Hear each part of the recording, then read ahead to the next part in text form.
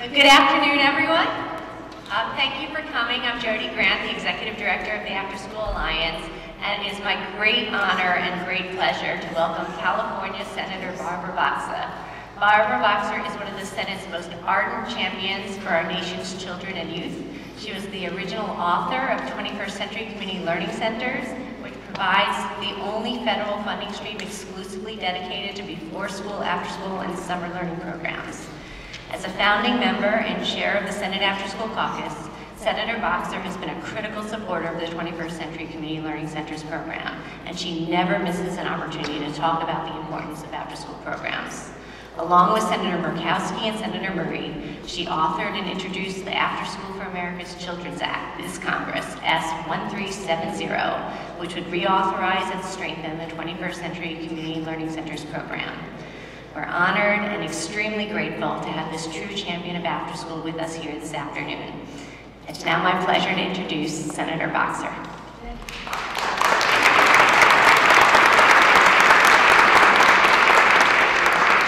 Well, this is just wonderful to be here with you, and I apologize in advance because of all the days I have to have a bill on the floor that deals with rebuilding our nation's infrastructure, our highways, our bridges. We don't like the bridges falling down. It's not a good thing. So it's going to mean a lot of jobs for our construction workers. It's going to mean a lot of businesses for our business people. So I'm going to have to leave. But I have to make time for this. First of all, Jody, your organization is terrific. And we just need a dedicated group of people who are going to focus on after school. Frankly, we don't have enough people doing it. They just kind of seem to think it's there. But it is not there for 18 million children, I found out from the Alliance. And we're covering less than 2 million children with our bill. And that is not good enough. And by the way, we've had to fight, and many of you have been in the foxhole with me, just to keep it at level funding. Everybody's going after it. And our children don't have a voice. They can't dress up in nice clothes and come here and knock on doors and afford to pay lobbyists. And that's why it's so fabulous to have Mark Teixeira here. Let's hear it for him. And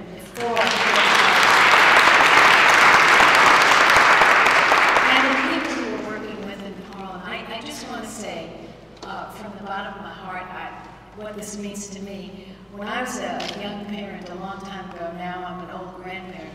When I was a young parent, I saw what was happening to the kids after school. So many moms at that time were starting to have to work.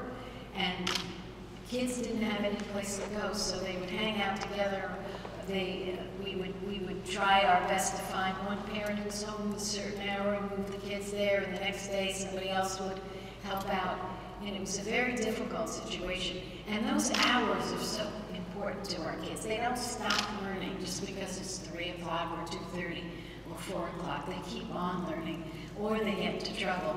And the FBI has told us unequivocally, if you look at their charts, that the juvenile delinquency rate and the problems that happen, the juvenile crime rate, just spikes right after school, and shockingly, just goes down after that. We know why. Someone's home, someone's watching, someone's caring. So for our parents who need this service, it ought to be made available. You know, it really does team up with the whole fitness issue that Mark is so interested in, and the First Lady is so interested in. And we know that there's supposed to be a lot of physical activity connected with schools, just for the health of our kids. It's not happening. So if it can be worked into these after-school hours, it's absolutely essential to our children. So I will close by saying I welcome Mark to this fight. And I hope that you stay with it. It's not easy, because you know this is motherhood and apple pie as baseball. And yet we don't have the funding that we deserve for our children. So we need to be their voices. And I told Mark, I really had to think long and hard, because he left California. He played for the Angels, and I'm still extremely resentful of that. And plus it goes even deeper, which he doesn't know, that I grew up 6 blocks in Brooklyn, New York, 6 blocks from Evans Field, and we hated the Yankees. and I remember as a kid, I go to 50 Cent and bleachers and root for Jackie Robinson and Gil Robert, Gil Hodges and Roy Campanella, Sandy Koufax, who's still my hero, and you know, the Yankees beat us. And one year, one shockingly incredible moment of glory, we beat the Yankees. And everybody stayed home from school. We had parades and everything. My apartment building, I was looking out, people were marching. And notwithstanding that, I'm here with Mark today. Because when it comes to kids, we'll forget about the baseball rivalries, we'll set them aside, and we will forget, you know, anything else, because we've got to put our kids first. So to those of you out here who are new to this fight, please stay with it. We've got a long way to go. There's this little pot of money, and it's little. It was supposed to be $3 billion by now. It's only $1 billion, okay, about. And everybody's after it. They want to now take money out of that and use it for extended day learning. That's not the point of it. It's for after school. It's for being able to support our kids after school and bring in the heroes like Mark Teixeira, and bring in the heroes like the police, and bring in the heroes like our businessmen and women who are making it out there, who are great role models for our kids, and making sure that our kids stay on the straight and narrow. People are going after that fun. So we have to fight hard to protect it. That's what our bill does. I hope you can help us get co-sponsors. And we just can't settle down in any kind of harmony until a lot of these 18 million kids have a place to go that's safe and rewarding for them after school. Thank you very, very much. Jody, thank you so much for your nice introduction. Mark, thank you.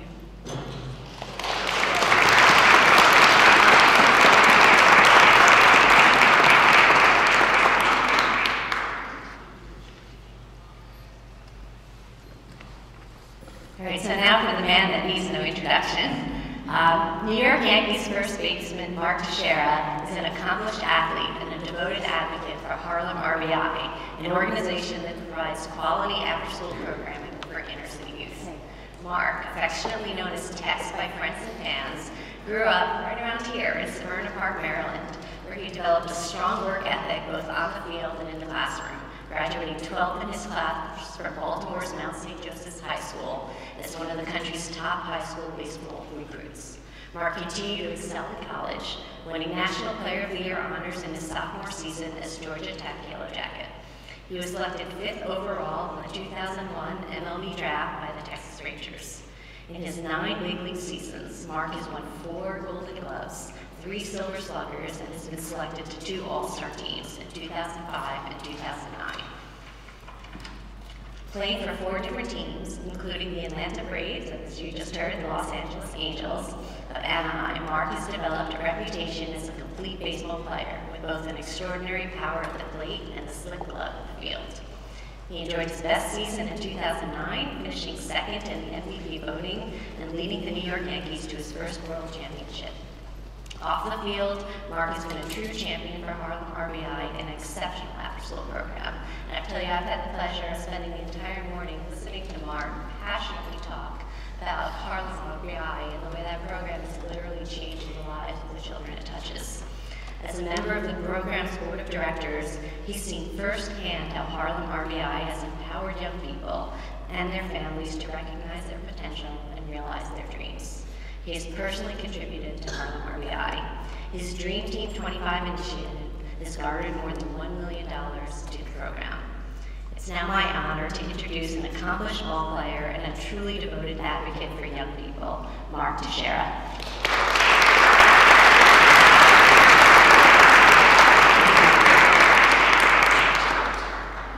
Thank you, Jody, and I think you all heard Senator Boxer's passion. I thank her for her leadership because I think we could probably all agree that there are parts of our education system and there are kids out there that aren't getting what they need. I grew up in Severna Park, Maryland, many of you know, probably about an hour from here. I grew up in a middle-class family. I had everything I needed at school, I had everything I needed at home. I had baseball fields to play on, I had a basketball court to play on, I played soccer, I swam. I had every opportunity to succeed. And there are a lot of kids, in our inner cities especially, that don't have those opportunities. And so I came to Harlem RBI about 2 years ago because I was excited that a community organization in East Harlem, one of the toughest neighborhoods in New York, was giving kids that opportunity. Harlem RBI was literally saving lives. And when I talk about my time, my effort, my energy, putting my name on something, going and raising money for something, it's because I truly believe in it. And when I see what after-school programs have done in East Harlem and what we can do with after-school programs, I just echo Senator Boxer's thoughts about we really need to make sure that these after-school programs get the attention they need and get the funding they need. We really have, we don't have enough support right now, and it doesn't matter what side of the aisle you're on, the support for kids, because I'm not here on the right or the left, I'm here for the kids.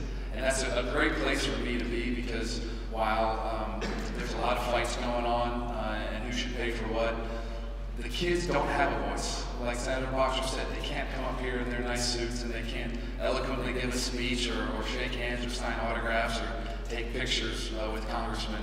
But what they can do is they can try their best. And if you give them that opportunity, these kids are going to try, they are going to succeed. I'll give you a few statistics that when people tell me, well, listen, after-school programs are just babysitting. They're not going to make a big difference. What we need to do is we need to extend the school year. We need to spend more money in schools, dump more money into failing programs, because that's all it's going to take. Well, failing schools, like the schools in East Harlem, graduate about 50% of their kids. Harlem RBI, a community organization that's been around for 21 years now, graduated 100% of their kids this year. 100% of their kids.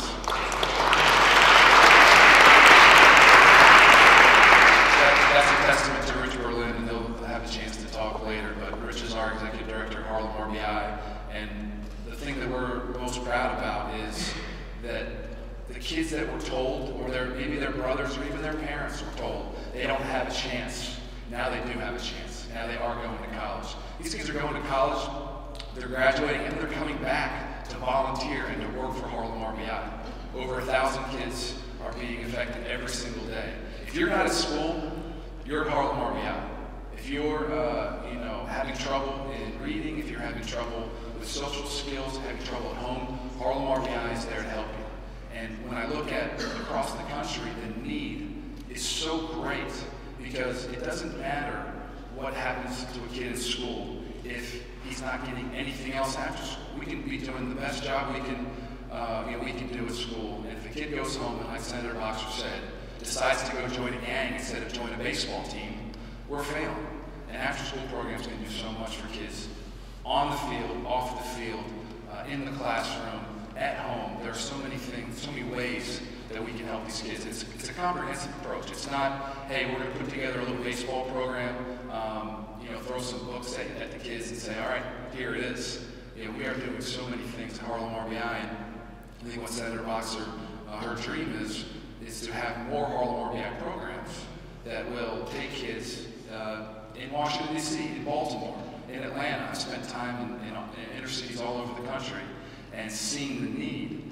And while we can't fix education with one snap of the finger or with one piece of legislation, we can introduce more highly performing after-school programs to help these kids. So I know we're going to have some question and answer, but I just really am happy to be here to represent the kids. I represent Harlem RBI, the After-School Alliance, but really I represent the kids, because at the end of the day, adults can fight all they want, adults can argue about what's best for kids, but the kids still need a voice. And the kids that are being exposed to programs like Harlem RBI and highly performing after-school programs, they are succeeding. And we just hope to get the support of everybody here and allow more kids to have that opportunity to succeed. Thanks.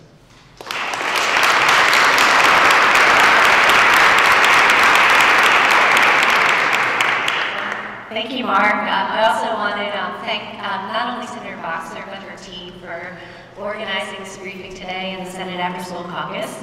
I am going to very quickly introduce our two other wonderful speakers, Rich Berlin from Harlem RBI and Lynn Lee from Team Up for Youth and Coaching Corps. A little bit for those of you that don't know, I represent the Afterschool Alliance. We work with about 26,000 after-school programs across the country, and we're committed to improving the quality and the quantity of before-school, after-school, and summer learning programs so that more children have the opportunities to succeed both in school, but more importantly in life. We're here today to highlight the important role of out-of-school time programs and the role that they can play in promoting healthy lifestyles and physical activity. As we all know, physical activity and sports can play a critical role both in stemming childhood obesity, but also in children's emotional and mental abilities. It gives them more energy to focus on their studies, and as you're going to hear from Lynn, it helps them succeed academically. A few statistics. There are about 8.5 million children in after-school programs. So today, another hour, about 8.5 million children will be heading to after-school programs. 15 million, staggering number, 15 million children will be heading home alone. Support for after-school programs is strong because programs keep kids safe, they help working families, and they inspire learning. After-school programs have an enormous impact on preventing childhood obesity through physical activity and through access to healthy snacks and meals. As I said, the research backs that up. Children in after-school programs are less likely to be overweight or obese than children who do not participate in after-school programs. And after-school programs are uniquely suited to promote healthy lifestyles. They tend to serve the children who are most at risk for being overweight. Programs occur at a time of day when many children, if they were in an after-school program, would be going home and maybe sitting in front of the TV or the computer or the iPad, but not being actively involved. Also, meals and snacks provided in before-school, after-school, and summer programs serve as nutritious examples. We're also finding as activities, cooking is hugely popular with kids. So this is a great way for them to do an edible garden, learn about different types of foods, and really start creating meals that are healthy for them and their families. So on that note, enough for me. It's my pleasure and honor to introduce our next two speakers. And then when they're finished, we want to open this up to all of your questions. And I see some familiar faces in the audience of other people that are running some tremendous programs in the after-school space. First, Richard Berlin. He's been the executive director for Harlem RBI since 1997. He's also a founding member of Harlem RBI's Dream Charter School. Mr. Berlin began his connection with Harlem RBI as a volunteer baseball coach in 1994. Under his leadership, Harlem RBI has grown from a seasonal recreational program with one staff member to a thriving community-based organization recognized locally and nationally with numerous awards for programmatic and operational excellence. Mr. Berlin has served as an adjunct faculty member at the New School University's Robert J. Milano Graduate School of Management and Policy, and currently serves as the co-chair of the Council of Community and College Leaders at the Center for After-School Excellence.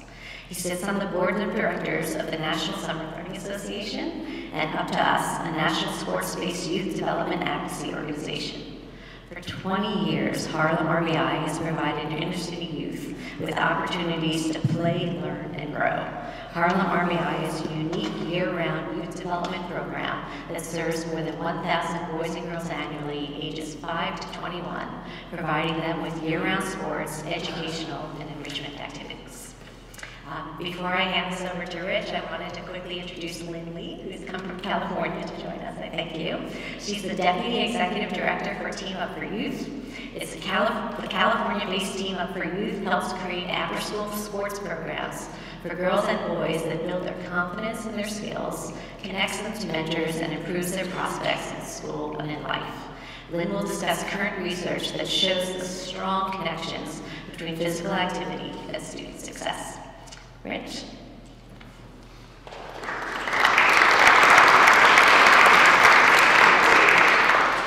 Thank you, Jody. Thanks, Mark, for your great words. And of course, thanks to Senator Boxer for convening us here today. It is extraordinary to have such a strong champion for this work. And as you've heard, it needs it. Almost today, more than ever, as reauthorization work on the SEA goes on. There have been 10 states granted waivers so that more money can be poured into sometimes failing public school systems for longer school days as opposed to partnering with community-based organizations like Harlem RBI that can wrap around services and add value, not only in the after-school hours, but during the critical summer hours, which account for as much as 30% of the achievement gap to schools and schools with and communities with failing schools. So it's real important that we're here. It's a great honor to be here. One of the nice things about having Tex on your team is that he's gotten so good at the pitch on this stuff that there's very little left for me to say. So I appreciate that. It's bringing down my per diem. Mark's been an extraordinary spokesperson for this, but he certainly does come to it naturally and authentically. What he didn't share is his own personal $1 million gift to our work in the last year, his leadership of the capital campaign to build a new home for Harlem RBI and Dream Charter School, and numerous hours and days, not only lobbying here in our nation's capital, but also in City Hall back in New York City, and of course, some wrangling with donors to ensure that more and more kids in East Harlem have this great service. So it's great to have Mark here, and thanks for all that support. Mark comes to this naturally in another way, obviously. It's probably not surprising that the baseball connection was the first hook for him. There's lots of other stuff behind that, but that's sort of how we caught his eye. And that's exactly how we catch our kids' eye. Harlem RBI does a lot of different things, but the way it started is in 1991, we took an abandoned lot in the heart of the projects of East Harlem, and we built 2 baseball fields.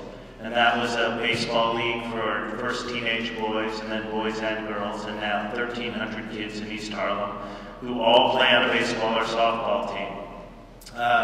We think most central, there are lots of things that us adults ask kids to do nowadays. Walk straight and tall and pass all your tests and prep for some more tests and pass some more tests. And if you have a little bit of time, study for your test. But most central to being a kid, of course, is the opportunity to play and the learning and the growing that comes from playing. And that hook, which is an enormous tool in its own right, playing on a team, of course, provides opportunities to lead, opportunities to sacrifice, opportunities to both thrive as an individual but part as a group, opportunities to learn from adults, and opportunities to wear strong colors, things that, by the way, kids get in gangs when they don't have teams to join. That's the essence of being a kid. And that's the essence of what Harlem RBI is and does. And it is that hook that draws young people in to an array of programs that start at a very early age and continue through high school and into college, so that all of our kids end up physically and mentally healthy. They end up high school graduates who go to college, and they end up college graduates who return to East Harlem to give back to the community that gave to them. You're going to hear a little bit more shortly about just why sports and physical activity are such powerful levers in kids' lives, not just because they make people healthy, physically healthy, but because they allow kids ways to get engaged and energized. As I was climbing the stairs earlier today, it reminded me that, you know, our kids go to school on the 5th floor of a walk-up building, which means you've got to go up and down 4 times a day on those 5 flights of 70 or 80 stairs. Well, if you're 9 years old and you're 40 pounds overweight, what kind of learner are you going to be when you arrive in your classroom if you're totally exhausted after your 3rd time up and down these stairs? And those are these little touch points that I think our work makes a difference in. But most of all, it provides deep, engaging, meaningful opportunities where kids get support, they get high expectations, and they get an opportunity to succeed at great things. As Mark said, in East Harlem, 50% of our kids drop out of school. If you stay in Harlem RBI, you will graduate high school, you will go to college, you will do things that people say kids like East Harlem kids can't achieve. We're here to support that today. Again, there's a very important fight going on around 21st century Learning Center reauthorization that has the potential to allow states to opt out from choosing CBOs as partners in the 21st century learning stream. CBOs as partners are the ones who are bringing the value to school that kids like most, right? To play on sports teams, to be in an arts program, to be in a nutrition class, to have a student newspaper, to do all those activities that if you went to a suburban district, or you went even to a middle-class district, and you told them you were taking away the baseball team, or the football team, or the school play, people would be having riots in the parking lot by the next morning. Somehow, in low-income communities, we say it's okay. Well, it's not okay. Children everywhere are whole people. They need to be treated as such. After school is key to treating them as such. So thank you for your support in being here today. Thank you guys for your leadership on this. And now you'll hear some real proof that what I was saying is actually true.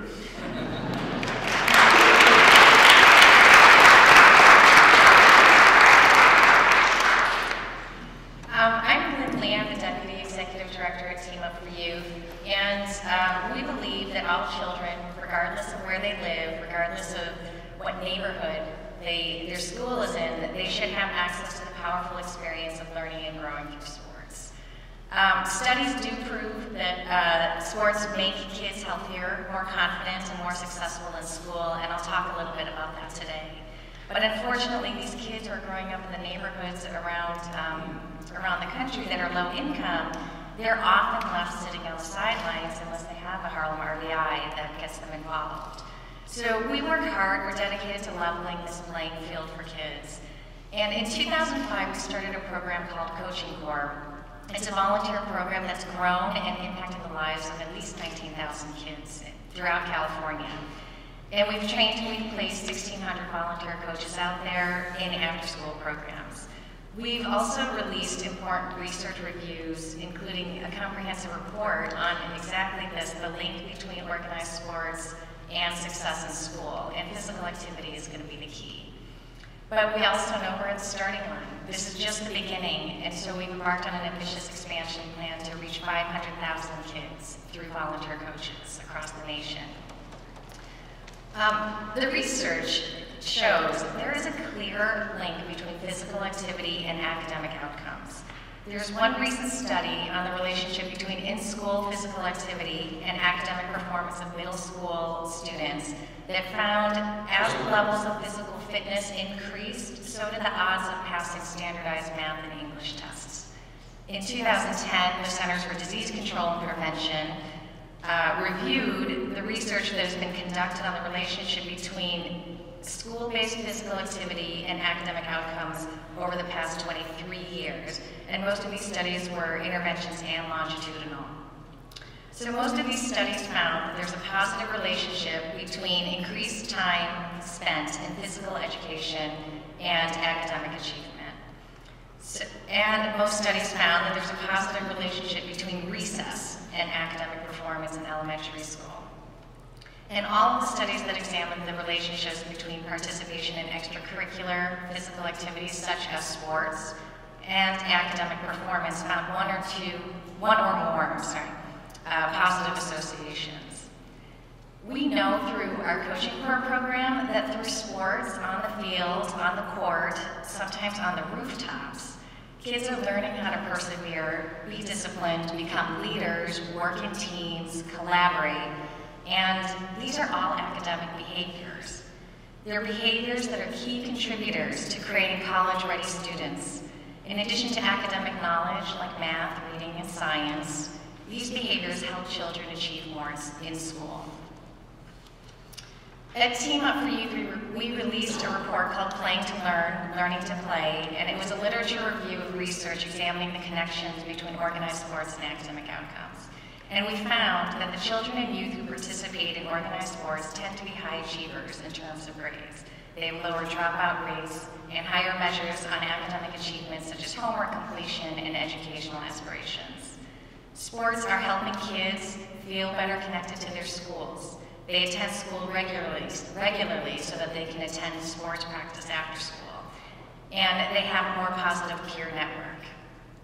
Children who are on the margins, for example, if they're poor, learning disabled, obese, and gay, sports participations can actually increase the likelihood of them attending college. But low-income kids and kids of color, they have even more to gain. Sports participation is correlated with improved grades or test scores among African American and Latino students. And African American and Latina female athletes report better grades in high school and greater involvement with extracurricular activities than female non-athletes. So we think that the role model is critical, that the adult role model is critical. At Team Up for Youth, we work hard to find and train the right coaching corps coaches. They're volunteers and they're coaching sports. And they're students at the colleges and universities nearby. So we ask them to talk about it. We ask them to talk about their experience in school. And sometimes, for the kids, it's the first time that they've ever heard about college. Sometimes it's the first time they've heard about dorms. And sometimes it's the first time they ever heard about the grades needed to get into college. And the student groups that they can join once they're there. And they hear all of that from someone that they admire, their coach. It really makes a difference. We believe, we've been building a college week also with our coaching corps coaches, and our coaches are bringing the kids to campus. And they're walking through the food court, they're walking through the library, watching all these other students study, and they're also playing sports on the campus. And what happens is their aspirations for college change. They start to see something that they can aspire to. And we know that through sports and coaches, you can actually do this and change a child's dreams. But again, not every kid has these opportunities, and participation in sports and access to physical activity varies by race, ethnicity, gender, and socioeconomic groups. So adolescents from more affluent families are more likely to participate in organized sports, which we heard from Mark as well.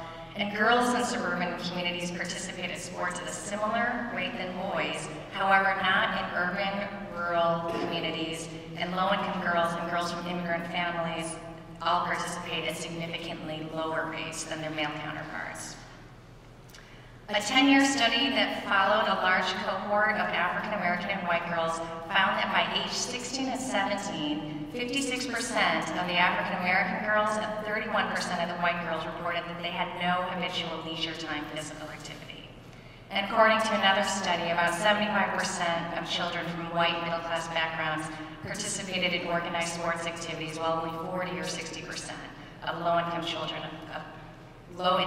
of color did so. So we think there's a lot that we can do. First, we think it's about time. Children are spending many hours of their day in school and in after-school programs. And these are the ideal places to ensure that youth are getting the recommended 60 minutes of physical activity a day, so that all kids have every chance to be ready to learn. Team Up for Youth is leading the Active Day Healthy Life campaign, which focuses on after-school physical education and recess as 3 areas that can provide physical activity for kids when they work together. We encourage collaboration in the Active Day Healthy Life campaign, not competition, between adults who can turn things around for kids. And by sharing the workload, creating partnership, pooling resources, this kind of collaboration can absolutely change the game. After-school PE and recess are often forced to compete for scarce resources, but Active Day Healthy Life represents a no-cost method of increasing high-quality physical activity opportunities for girls and boys. It requires 2 things: coordination and communication, so kids get the physical activity that they need by the end of each day. Second, we've learned through Coaching Corps that the people who want to help underprivileged kids in these communities love to run sports programs to increase physical activity because it's fun for kids, the kids keep coming back, and it's engaging. For all these strategies to work for everyone, we need more volunteers. We need more volunteers in schools, in after school, to run quality after school programs for kids. These are the programs that are keeping the kids moving during all parts of the day, and they're helping to get them ready to learn. Thank you so much.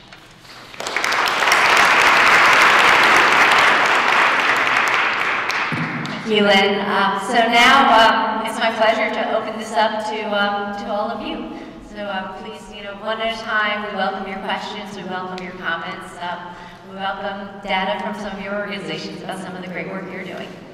No questions about the upcoming season until all the policy questions are done.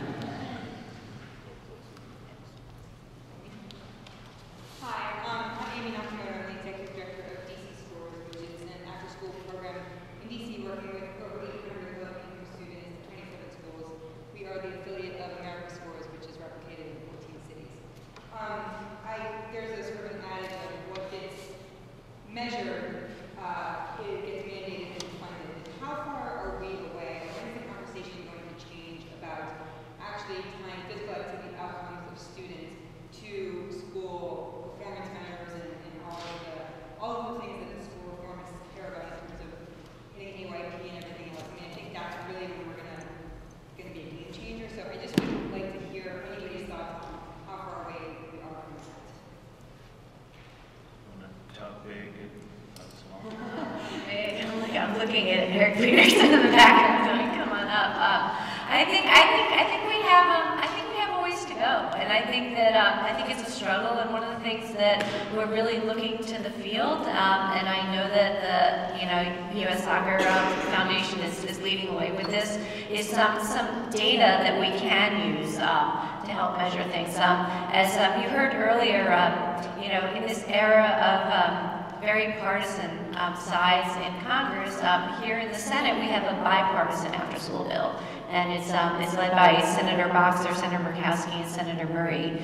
And one of the things that bill does is it takes 21st century community learning centers, the funding stream, and it makes it better. And one of the things that makes it better is to look and include other measurements, and look and include things like physical activity, things like the sciences, things like measuring attendance at school, which we know all these programs have an impact on. But I would actually send some of that back out to all of you and let others at the table respond to. We're here in Washington. We like to advocate all we can for after-school programs. So the metrics that you have that are using the things you have, share them with your members of Congress, and let us share them as widely as we can.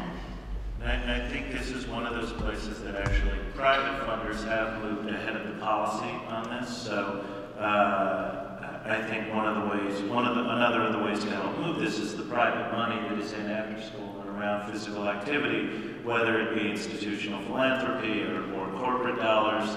Right, they're already doing this. I think the First Lady's been good at mobilizing some of them to make it important in schools and in after-school programs, and we've got to figure out a way for that conversation to filter out into outcomes that will drive what's the content of our programs a little bit more too. Well, I think that when we did these reviews with and did literature reviews and research reviews, all of it points in the right direction, and that's a lot of what I shared today. But I think what you're asking for is the longitudinal studies that connect the two, and we haven't seen that yet. We haven't seen those studies, and so we track it, and we're watching to see if those connections can be made very directly. And the one study that I talked about earlier did look at middle school students. This is Chalmers from 2009, and it did look at math and English standardized test scores, and there was a very direct correlation. I think what you're asking makes perfect sense. Completely agree with you.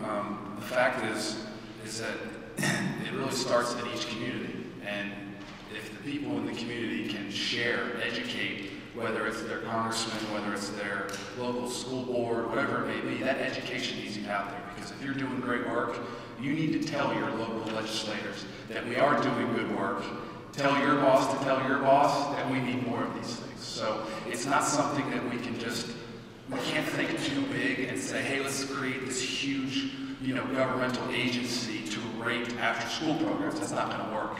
But I think if you start at a local level, you won't be able to spread the word of educating. We were talking about earlier today, educating about what programs work, why they work, and how we can expand them. Bless you. Other questions, comments? Sure.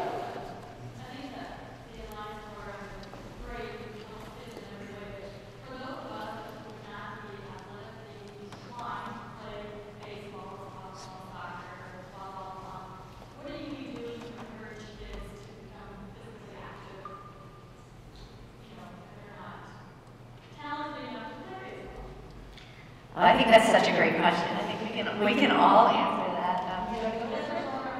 Yeah. Well, I think the first thing I'd say is, like, come see our kids. They're like some of the worst baseball and softball players you've ever seen in your life before. So the Yankee Scouts aren't there.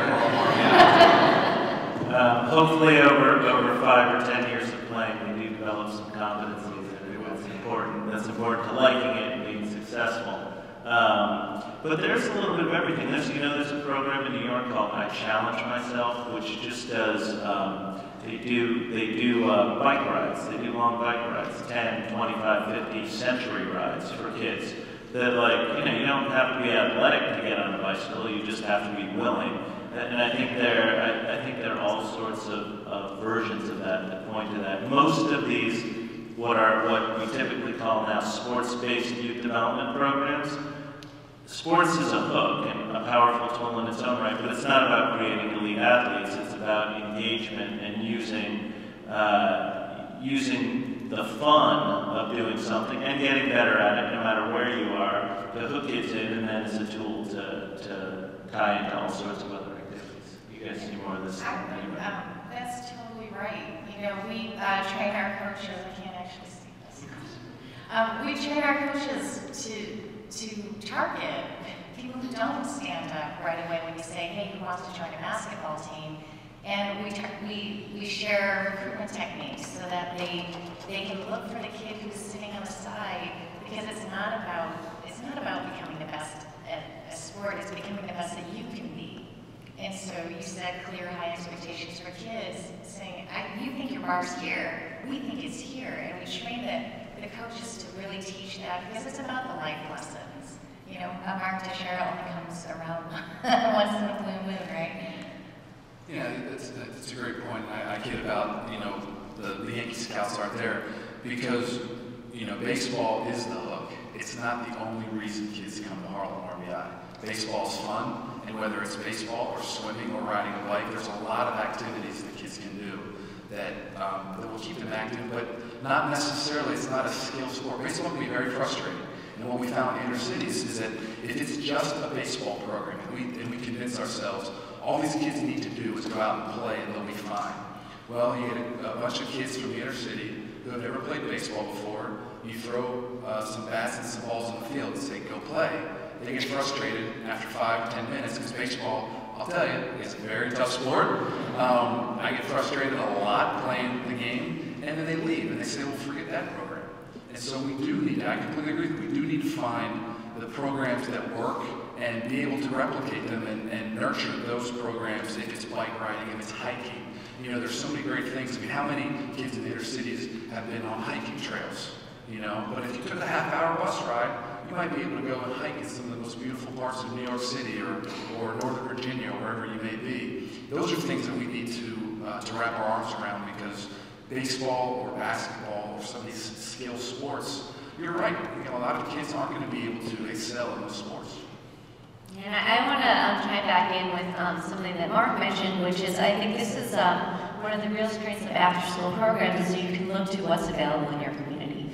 And so I've heard, programs where they have kids that do walking clubs.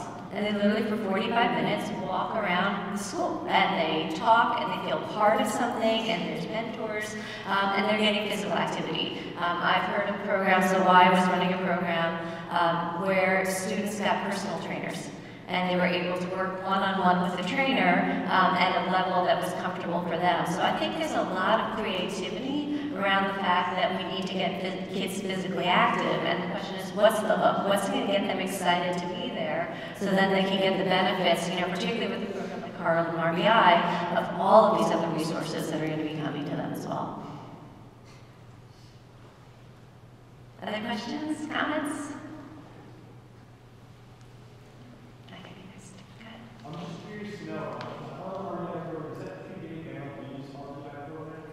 So is Harlem RBI just for that? The Major League Baseball's Reviving Baseball in Inner Cities program started, essentially launched with Harlem RBI. So the RBI concept was first hatched in Los Angeles, but when it was done in New York, it got the support of Major League Baseball. RBIs now exist in over 200 towns and cities across the country. In general, however, they are primarily baseball and softball leagues as opposed to comprehensive CBOs, and they're more typically baseball leagues attached to an existing youth service organization like a Boys and Girls Club or a PAL or something of that notion. We're probably the largest and by far the most comprehensive of the programs nationally.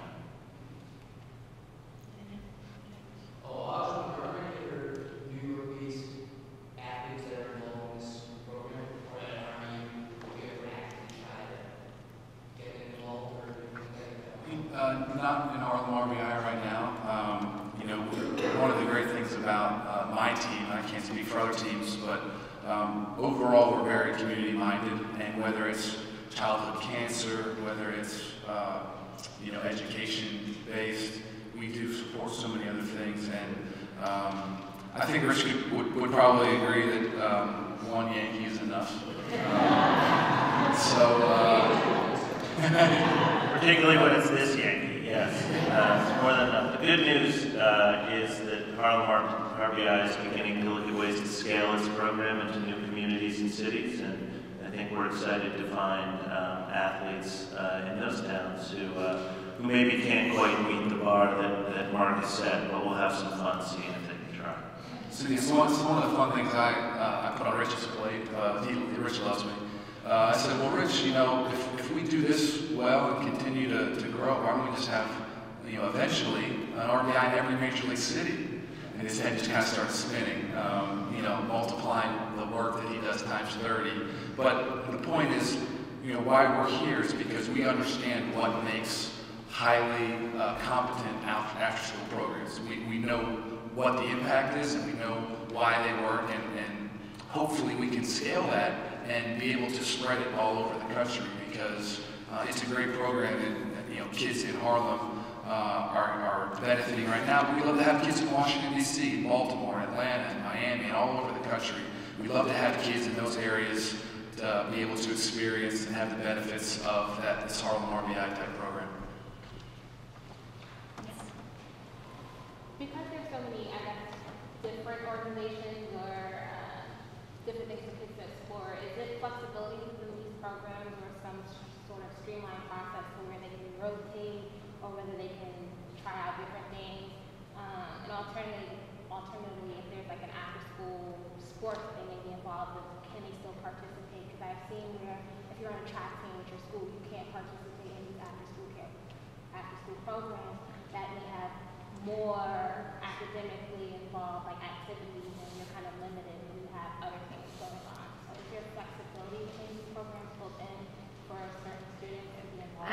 I'm going to try and repeat your question because I don't know that we all heard it that well, but I think it was twofold, which was one, do children have the ability to participate in different sports and experiment with different types of physical activity? And the second larger piece was what sort of other activities are they exposed to? And then I guess there's a third concern about students that play, you know, varsity level sports and being part of programs.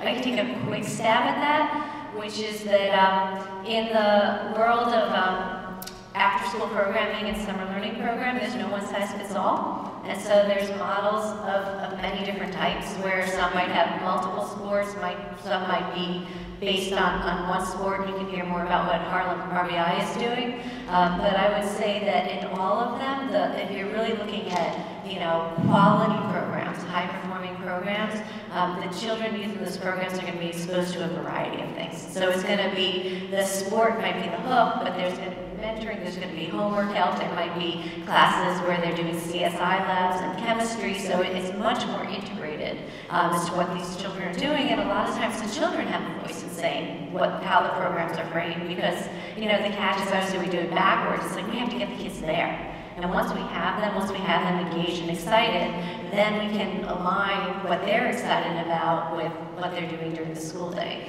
As for the varsity athletes, I think we're less concerned about getting them physically active, but there are models and examples that ought to be replicated where these athletes participate in after-school programs for part of the day. So they might go to an after-school program for homework help or tutoring help and then do their sport, or vice versa, or when their sport ends, then they go back into the after-school program. So that, again, in an ideal world, this would be very seamless. And in the best programs, you can make it less seamless so that all the students can participate.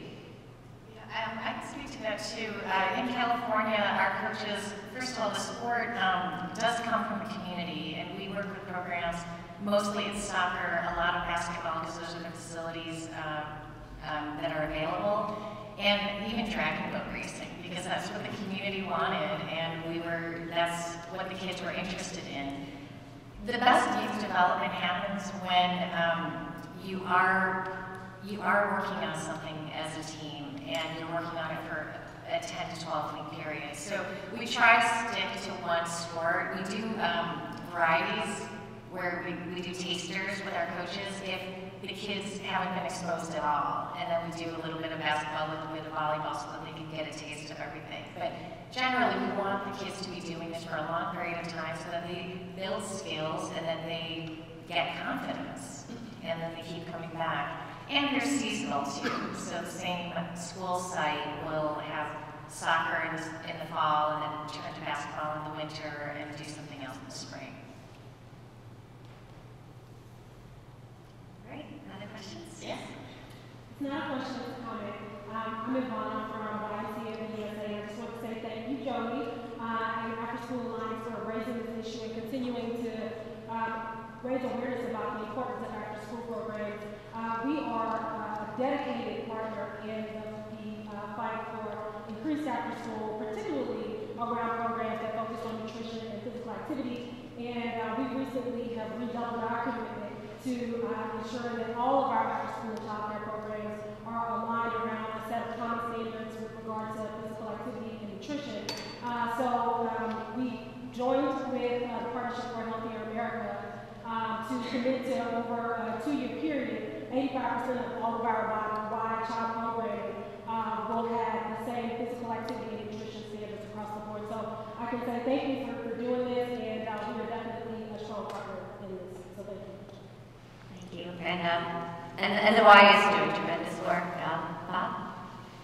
Hi, I'm Bob Seidel with the National Summer Learning Association, and naturally I have a question about summer. We know that whatever happens with students during the school year, if they don't have mentally stimulating activities during the summer, they are going to experience real learning loss that substantially can set them back. And I'm wondering what the panel can tell us about any comparable research around physical activity. Let's suppose you have a strong phys ed or an after-school program during the school year. If you don't have that continuing during the summer, what are the implications? When we were doing this research review, actually, there's a lot of lack of information about summer and the continuation of physical activity throughout the summer. We're in Coaching Corps, we have a small little pilot that we've been testing where we're trying to reach the very high-risk kids for obesity and obesity-related diseases. It's a small little sub-segment. We've been following what happens with the kids for 1 year now, and we're just entering our 2nd year. And part of what we're looking at is going to be what happened to the kids at the beginning of the fall in the 2nd year, and from when they were fit at the end of the summer. So we're starting to see some really great data come out and come through this pilot that we've been using AmeriCorps Coaching Corps coaches to do this, and it's something that we've been looking at. But it's not going to be comprehensive by any means. It'll at least give us an idea of what happens in terms of fitness over that time. I'm sort of having a question. Go ahead. Is that okay? Yeah. There are actually studies, if you look at the CDC's F as in fat studies, they do them every year, where students actually are gaining weight 2 to 3 times faster during the summer than during the school year. And I think there are a couple studies with Black and Latino youth where any physical fitness they need over the 9 months of the school year have been erased in some that they're starting basically back at where they were previous school years. So there's a couple studies that they did. I think what Liz doing is sort of, I think we need more and more so much fewer studies in the summer than the school year. So. That's great, thank you. So those studies, we'll put them up on our website, www.afterschoolalliance.org, so that you can all see them. And I think, you draw, a very important point that this is an area where we could do more research, because, we know the impact of summer learning on academics, but on physical activity and obesity, that would be a strong one. Yes? You mentioned a study or a compilation of literature. Is that study you mentioned available on your website? Yeah, actually, we ran out of copies. This is what it looks like. You can go to our website too. It's coaching-core.org, and there are tons of resources. We have one on physical fitness as well, health outcomes. But they're downloadable. Coaching-core. Coaching-core, C-O-R-P-S. There's another national advocacy organization called Up to Us, the number 2 Us. It has a research component that is starting to produce work on research on physical activity and sports-based youth development impacts on multiple different outcomes. So you might want to take a look there. I'm not sure what's on the site. And that's actually a perfect entry way to, I wanted to make sure all of you grab folders, because in addition to Harlem RBI and Team Up for Youth, there's handouts from a variety of organizations and anecdotes about individual students and their success from quality after-school programs and organizations that combine physical activity, youth development, and academics. Some of the organizations that are represented in this binder are the U.S. Soccer Foundation, Up to Us, A World Fit for Kids, DC Scores, After School All Stars, The Y, and you just heard about the Y's new voluntary guidelines for physical activity, which is incredibly exciting. As you've heard today, community-based organizations are key partners in helping young people succeed. They provide mentors, tutors, engaged learning opportunities, and physical activity. They often have the best curriculum on engaging youth in service learning and empowering youth voices. So before you all leave today, and there'll be a little bit more time if there's any remaining questions, I wanted to urge those of you working here on the Hill to really pay attention to a couple of our key policy priorities. Number one, we talked a lot about 21st century community learning centers. This is the only federal funding stream devoted exclusively to before school, after school, and summer learning programs. We believe that it is absolutely essential that this funding stream remain a funding stream that goes to schools and CBOs working together to improve the lives of our students. And I think there are threats from both sides of the aisles to consolidate this program, to divert funding to other priorities from this program. And I think it would be a real shame if the community partnership piece got left aside. And it would mean that all the kinds of things we can leverage, whether it's volunteers, private dollars, or the kinds of learning experiences that you heard about today, those would be lost to our students. And for those of you that are in states that are looking at waivers from No Child Left Behind, this is one of the waiver options out there. So it's an optional waiver. Some states are checking it, some states are not. If you're in a state that is checking it, I would urge your boss to weigh in and say, no matter how you expand learning, make sure that community-based partners doing activities that are engaging and that supplement and complement but don't replicate school are what that money is used for.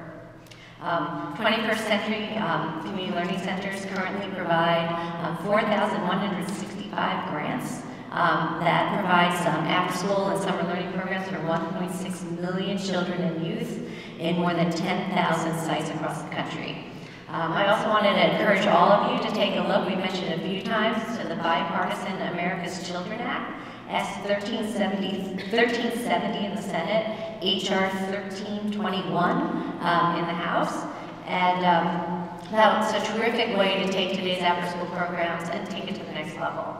And among many innovations and improvements and different measurements, it explicitly includes physical activity and nutrition education as part of 21st century.